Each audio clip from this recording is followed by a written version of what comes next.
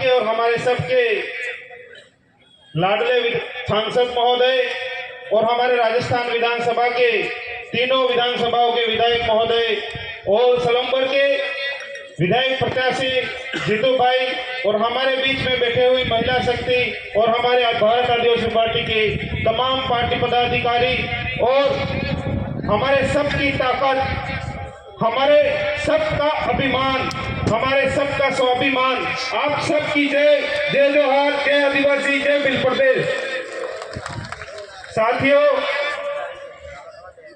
हम सब पर सबसे बड़ी जिम्मेदारी आ पड़ी है और इस जिम्मेदारी को आप और हम सब मिलकर पूरा करेंगे, क्योंकि जिस सीट से मुझे जिम्मेदारी दी गई है उस सीट का नाम देश और दुनिया में राजकुमार जी के नाम से जाना जाता है और आप और हम सब मिलकर के कोशिश करेंगे कि उनके नाम को कभी नीचे नहीं गिरने देंगे, भारत आदिवासी पार्टी को कभी नीचे नहीं आने देंगे और आदिवासी परिवार को कभी झुकने नहीं देंगे।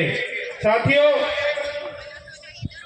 यहाँ की जो स्थिति है मैंने अपनी आंखों से देखी है, क्योंकि मैं भी कई बार यहाँ पर ऐसी घटनाएं हुई है। इन घटनाओं में कई हमारे भाइयों ने जान गंवाई है, तो मैं खुद स्वयं भी लेने आया हूँ, तो आप सबका दर्द मैं समझता हूँ।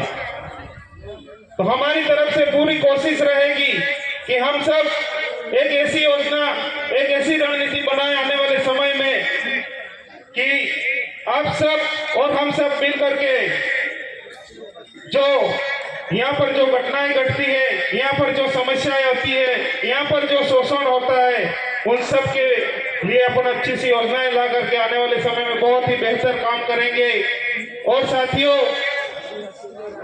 आज हमारे देश और स्टेट में डबल इंजन की सरकार है।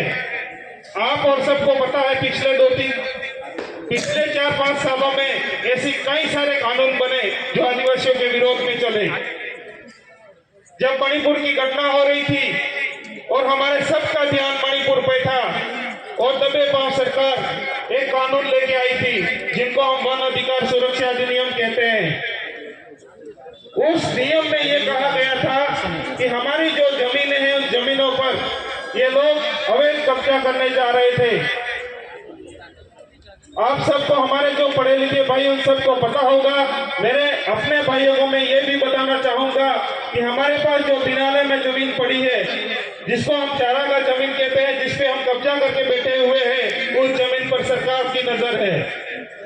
हमारी मुख्य लड़ाई, हमारी मूल लड़ाई है वो जमीन की है साथियों।